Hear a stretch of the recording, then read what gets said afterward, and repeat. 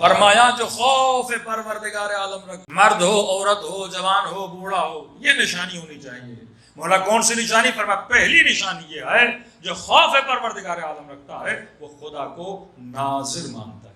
امام حسین کا جملہ الہی اخشاک انی اراک، ناظر مانتا ہے۔ ناظر مطلب جیسے خدا مجھے دیکھ۔ اس چیز سے جو بندہ غافل ہوا اس کے اندر خوف نہیں۔ میں سمجھانے کے لیے مثال دیتا ہوں کہ ایک ایسا گھر بنایا جائے جس میں آپ کو بولا جائے، ایک پاکستان میں گھر بنایا جائے جس میں بولا جائے 1 مہینہ آپ رہو، اور اس گھر میں بولا جائے 40-50 کیمرے لگے ہوئے ہیں، آپ کب سوتے ہو، کب اٹھتے ہو، کیا کھاتے ہو، کیا پیتے ہو، کیا بات کرتے ہو، کیسے واک کرتے ہو، سب ریکارڈنگ، اور یہ ریکارڈنگ پورے پاکستان کو دکھائی۔ میں کہتا ہوں اس 1 مہینے میں پوری قوم شریف، ہم سے بڑا کوئی متقی نہیں۔ یہ شرافت کس چیز کی وجہ سے ہے؟ کیمرے کی وجہ سے۔ اگر خدا کو اس کیمرے جتنا ایمان ہونا، اللہ کی آنکھ جتنا اس کیمرے پر ایمان، اتنا ایمان ہونا خدا کی آنکھ پر۔ عین اللہ الناظرہ، وہ اللہ کی آنکھ جو تیری نظارت کر، یوم تبلی السرائر، تم سب کی ریکارڈنگ خدا کہتا ہے قیامت کے دن لوگوں کے سامنے لوگ کتنا چھپے گا، کتنا چھپائے گا، کتنا خود کو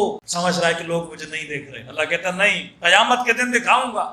اس دن سے ڈرو جب اسرار عالم کو میں ظاہر کروں۔ فرمایا خوف خدا کی پہلی نشانی یہ ہے کہ جو اللہ کو کیا مانے؟ ناظر مانے، عقیدے کامل آ جائے کہ واقعاً مولا کہاں ناظر مانے؟ فرمایا علانیہ و سرہ، پھر نظارت کی بھی نشانی، ناظر مانے علانیہ لوگوں کے سامنے بھی، و سرہ، اور جب تنہائیوں میں جاتا ہے اس وقت بھی پروردگار عالم کو کیا مانے؟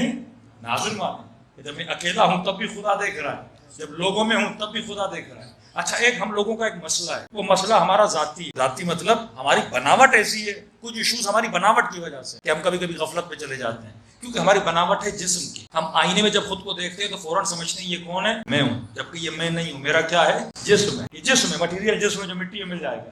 اچھا، جب تک ہم دیکھتے نہیں تب تک اس چیز کو محسوس نہیں کرتے کہ ہمارا مسئلہ ہے، کیونکہ عالم مادہ اور مٹیریل اس دنیا میں رہتے ہیں تو محسوسات کو زیادہ ہم محسوس کرتے ہیں۔ تبھی خدا مثالیں بھی کون سی دیتا ہے؟ جس نے غیبت کی گویا اس نے اپنے مردہ بھائی کا گوشت کھایا، کیونکہ ہم غیبت کو برائی نہیں سمجھ رہے تو اللہ محسوسات کی مثالیں دے رہا ہے۔ یہ بالکل ایسے ہے سمجھو جسم پڑا ہوا ہے، کاٹ کے کھا رہے ہو تاکہ بندہ محسوس کرے۔ جس نے غیبت کی گویا اس نے خانے خدا میں زنا کی، محسوسات کی خدا مثالیں دے رہا ہے، کیونکہ گناہ جب تک جسمی نہ ہو تب تک ہمیں گناہ نہیں لگتا، جھوٹ ہمیں برا نہیں لگتا کیونکہ جسمی نہیں ہے نا، لیکن پتا چلے کسی مومن نے بدکاری کی ہے ہمیں بہت برا لگتا، حالانکہ کمپیریزن ہے ہی نہیں۔ بعض اوقات ایک بندہ تنہائی میں گناہ کرتا ہے، اس کی اتنی سزا نہیں ہے جتنا ایک معاشرے میں کسی مومن کی بندہ برائی کرے اس کی سزا، کیونکہ ایک گناہ سے فساد پھیل، دوسرا گناہ تیری ذات سے ریلیٹڈ ہے، گناہ وہ بھی ہے۔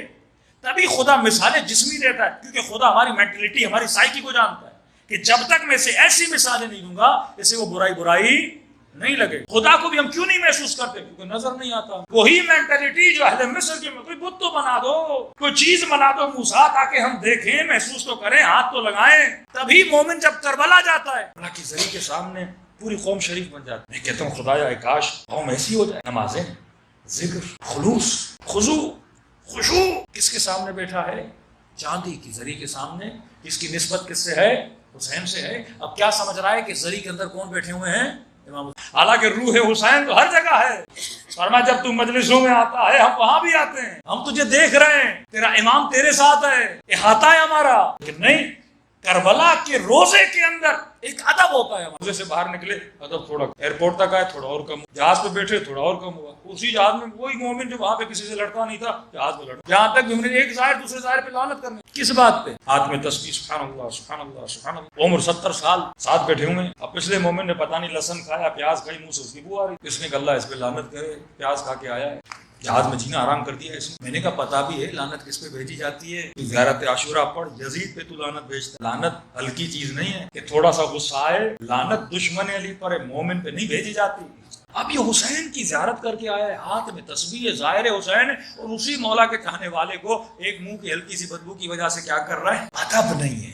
کیونکہ ہم سمجھتے ہیں کہ امام حسین، کیونکہ محسوسات، مٹیریلسٹ مائنڈ ہمارا اتنا ہے، جب تک ذری نہیں۔ اسی مجلس میں مومنین میں کتنا ادب آ جاتا ہے، خاموش بیٹھے ہوئے ساتھ، لیکن اسی مجلس سے نکل کے ہم گھر جائیں گے کہ ادب باقی رہتا ہے، بھول جاتے ہیں۔ ہم یہ سمجھ رہے ہیں ممبر کو دیکھ کر، امام بارگاہ کو دیکھ کر کہ امام حسین یہاں پر ہیں۔ مسجد میں مسلمان جاتا ہے کہتے ہیں اللہ وہاں پر ہے، کعبے کی کپڑے اور غلاف کو پکڑ کے سمجھتے اللہ وہیں پر ہے، وہاں بڑا اللہ اللہ کرتے، لیکن تنہائیوں میں جاتا ہے کہاں گیا تیرا علم؟ بازاروں میں جاتا ہے، کہاں گیا؟ گھر میں بیٹھتا ہے، کہاں گیا تیرا علم؟ موبائل اٹھاتا ہے، کہاں گیا تیرا علم؟ کہتے خوف خدا نہیں ہے۔ خوف خدا کی نشانی یہ ہے کہ ہر وقت ہر لمحہ خدا کو کیا سمجھے؟ ناظر سمجھے۔ جب تک تو خدا کو ناظر نہیں سمجھتا۔ ایک جوان ابھی عبداللہ امام حسین علیہ السلام کی خدمت میں آیا، صلوات پڑھے مولا کی شان پر۔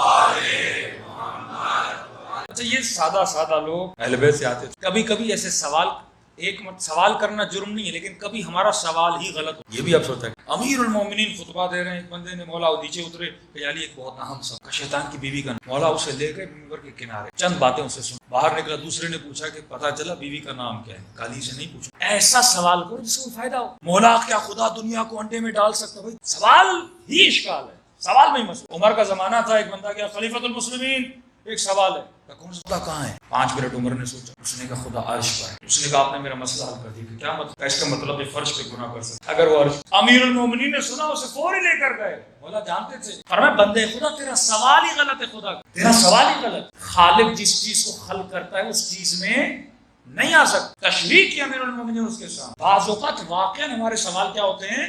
غلط ہوتے ہیں۔ سوال بھی بندہ سوچ کے کرے، میں کیا سوال کروں؟ رسول کے پاس آتے تھے، یا رسول اللہ جو حضرت موسیٰ نے لکڑی سے اژدہا بنایا تھا وہ نر تھا۔ بھائی سوال وہ کرو جس سے تیری دنیا بنے، آخرت بنے، تیرا ایمان۔ آج واقعاً 40% قوم وہ سوال کرتی ہے، اس کا کوئی فائدہ نہیں ہے۔ ایسے سوال کرو، بعض تاریخی سوالات، بعض حادثات کے سوالات جس سے میری زندگی کو لینا۔ اب حضرت عیسیٰ کی نانی کا بھی تمہیں پتہ چل جائے، دادا کا بھی پتہ چل جائے، اس سے کیا ہوگا؟ تمہارا ایمان بڑھے گا۔ ایسے سوال کرو جس سے انسان کا ایمان کیا ہو؟ مولا حسین جی جوان، مولا کوئی ایسا راستہ بتائیے جہاں میں گناہ کر سکوں۔ امام حسین سے کوئی ایسا شارٹ کٹ بتائیے جس سے تھوڑی چھوٹ مل جائے گناہ میں۔ امام نے کہا ایک راستہ ہے کہ مولا کون سا؟ وہاں جا کر گناہ کر جہاں خدا نہ دیکھے، ایسی جگہ جا کر گناہ کر جہاں خدا۔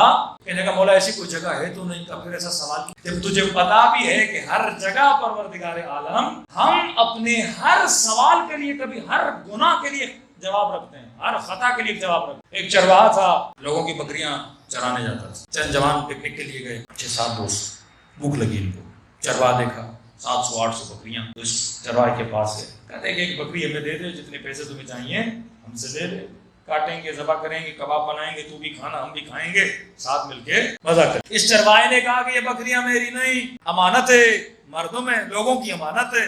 کیسے تو دیکھ پیسے تو ہم دے رہے ہیں، یہ تو اور تیرا بھلا ہوگا۔ کیا مطلب؟ تیری نہیں ہے؟ کہا میری نہیں۔ پھر کیا؟ دیکھ 800-900 بکریاں، ایک بکری اگر کاٹ بھی لی مالک کو کیا ہوتا تھا نا؟ 1000 بکریاں ہوتی تھی، امانت سمجھ کے لوگ دیتے تھے۔ ایک بکری مر بھی گئی، مالک کو کیا پتا؟ گنتا تھوڑی ہو کوئی ہر روز۔ اس نے کہا اگر پتہ چل گیا تو پھر بھی کوئی بات نہیں، بول دینا کوئی بھیڑیا آیا تھا، درندہ آیا تھا، اس نے کھا لیا۔ چرواہا امین بھی تھا، با تقویٰ بھی تھا، خوف خدا رکھنے والا بھی تھا۔ اس نے کہا بارک اللہ فیک، شاباش، تم نے ہر سوال کے لیے ایک جواب رکھا۔ پوچھیں گے نہیں، پوچھ لیا تو بولنا کسی نے کھا لیا۔ جب ہم خطائیں کرتے ہیں نا، اکثر نوجوانی میں خطا ہو جاتا ہے، اس خطا کے لیے ہم کیا رکھتے ہیں؟ جواب رکھتے ہیں۔ باپ نے یہ بول دیا، بابا وہاں گیا، یہ گیا تھا، دوست بیمار تھا، فلاں ہوٹل پہ دیر ہو گئی، کھانا کھاتے ہوئے دیر ہو گئی۔ ہاں 100 جوابات ہم اپنی خطا کو چھپانے کے لیے بناتے ہیں، 100 جھوٹ ہم اپنی غلطی کو چھپانے کے لیے۔ اس نے کہا شاباش ہے جوانوں، تم نے ہر سوال کا جواب رکھا ہے، لیکن یہ بتاؤ فَأَيْنَ اللَّهُ، اللہ کے لیے بھی کوئی جواب ڈھونڈ رہا ہے؟ جب خدا پوچھے گا کہ تم نے کسی اور کا مال کاٹ بھی لیا، دنیا والوں کو تو تم جواب دے دو گے، بکری گم ہو گئی تھی، بکری مر گئی تھی، بکری کو بھیڑیا کھا گیا، لیکن یہ بتاؤ فَأَيْنَ اللَّهُ، اللہ کا جواب کیا دو گے؟ یہی خطا یوسف کے بھائیوں نے سوچی، کبھی قمیص کو پھاڑ رہے تھے، کبھی خون لگا رہے تھے، کبھی کیا کر رہے تھے کہ ہم یعقوب کو دھوکہ دے رہے ہیں، لیکن یہ نہیں سوچا فَأَيْنَ اللَّهُ، قبر میں جاؤ گے جب خدا پوچھے گا اسے کا جواب، قیامت میں جب خدا پوچھے گا اسے کا جواب۔ اور یہی سوچ رہا تھا، پھر قیامت زہرا نے مجھ سے پوچھ لیا، میں کیا جواب دوں؟ یہ عین اللہ الناظر کا اگر عقیدہ انسان کا مضبوط ہو جائے نا، کہ میں جہاں بھی جاتا ہوں اللہ کی آنکھ، ہمارے 80% سے زیادہ مسائل کیا ہو جائیں گے؟ حل ہو جائیں گے۔ خیانتیں، بے وفائیاں، چیٹنگز، جھوٹ، غیبتیں، یہ سب اعمال ختم ہو جائیں گے اگر انسان کے وجود میں یہ چیز پیدا ہو جائے کہ اگر تو خوف خدا رکھنے والا ہے تو یہ عقیدہ مضبوط رکھ کہ ہر حال میں تیرا پروردگار عالم تجھے دیکھ رہا ہے۔ صلوات پڑھیں محمد و علیہ۔